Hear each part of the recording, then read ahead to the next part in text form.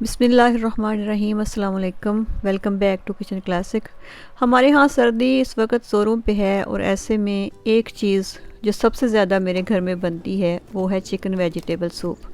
तो मैंने सोचा आज आपसे भी रेसिपी शेयर कर लूँ। बहुत ही मज़ेदार और हेल्दी किस्म का सूप है। आइए शुरू करते हैं बनाना। ऊपर बर्तन देगची रखी है मैंने, इसमें कोई 2 लीटर के करीब पानी डाला है।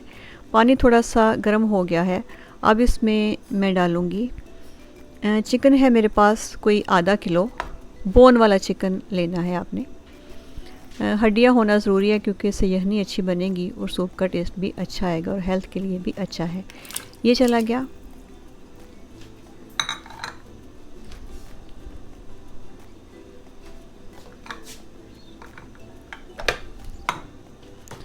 अब इसमें मैं थोड़ी सी मटन की हड्डियाँ भी शामिल कर रही हूँ।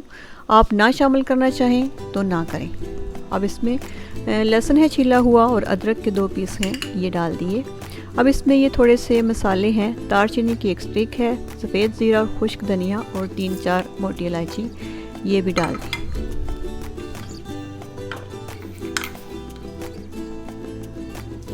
नमक का 1 टेबल स्पून शामिल करूँगी मैं। और अब इसको यखनी बनने के लिए ढक के अच्छी तरह हल्की आंच पे आपने पकाना है। साथ में ये ख्याल रखना है कि बॉयल जब भी गोश्त खाली जब बॉयल होता है तो वो ऊपर आता है, इसलिए आपने चेक करते रहना है और इसमें चमचा चलाना है और अच्छी तरह इसको पकाना है। जब तक यखनी रेडी होती है हम अपनी सब्ज़ियाँ तैयार कर लेंगे। सब्ज़ियाँ तैयार कर चुकी और इसको तकरीबन 1 घंटा हो गया है पकते हुए। यकीनन गोश्त अच्छी तरह से गल चुका है और हड्डियों की यखनी भी बन चुकी है। ये आप देख रहे हैं बहुत अच्छी तरह से सारा कुछ गल गया है। अब एक स्ट्रेनर की मदद से इसमें से निकाल लेंगे। आपकी मर्ज़ी है कि आप छान के यखनी अलग कर लें और बाकी जो भी इसमें मसाले और बोटियाँ डाली हुई हैं वो अलग कर लें। मैं इस तरह एक स्ट्रेनर की मदद से सारा कुछ निकाल लूँगी। यखनी बस बाकी बचेगी और बाकी सारी चीज़ें हमने निकाल लेनी है। ये देख रहे हैं आप। अब मेरे पास है 2 छोटी गाजरें क्रश की हुई और थोड़ी सी बंद गोभी, ये इसमें डाल दूँगी और हल्की आंच में इसको पकने दूँगी। ऊपर से ढक दें और हल्की आंच पे इसको पकने दें। इतनी देर में हम अपना चिकन श्रेड कर लेंगे। चिकन श्रेड कर लिया और आप देख रहे हैं कि सब्जियां भी अच्छी तरह से पक रही हैं। अब इसमें हम शामिल करेंगे श्रेडेड चिकन।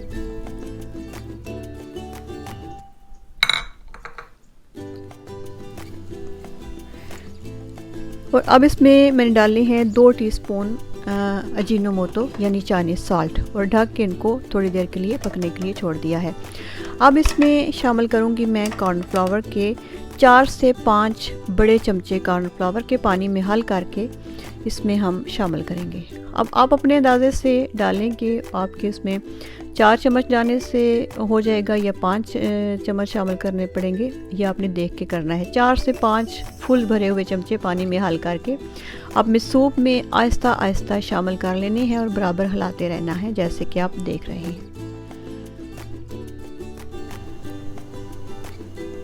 ये देख रहे हैं सूप तकरीबन हो चुका है रेडी। अब एक एग लेंगे, इसकी जर्दी और सफ़ेदी अलग अलग से हल्की फेंट लेंगे। जर्दी को थोड़ा सा कम फेंटना है और सफ़ेदी ठीक ठाक फेंट लें और दोनों इसमें अलग अलग शामिल करेंगे।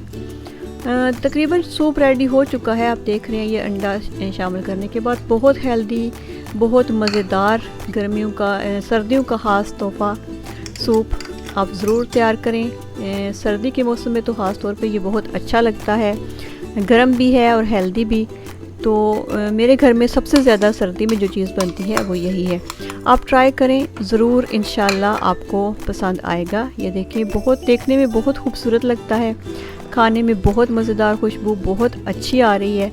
आप देखें देखने में कितना अच्छा लग रहा है, बहुत हेल्दी भी है। अब हम इसको डिश आउट करते हैं और आपको मैं दिखाती हूँ डिश आउट करके। ज़रूर बनाइएगा। जो बंदे नहीं सूप पीते वो ये सूप ज़रूर पिएंगे। अब आपकी मर्ज़ी है कि इसको आप पेश करें सिरके के साथ, हॉट चिली सॉस के साथ अगर आप स्पाइसी करना चाहते हैं, और सोया सॉस तो मस्ट होती है इसमें डालने के लिए। इसमें आप अपनी मर्ज़ी के मुताबिक जो भी डालें ब्लैक पेपर भी शामिल की थी मैंने, मैं शायद आपको बताना भूल गई हूँ, आधा चम्मच ब्लैक पेपर का भी था। तो अब सोया सॉस डालें और सर्व करें, मज़े करें, बच्चे भी खुश होंगे। अल्लाह हाफ़िज़।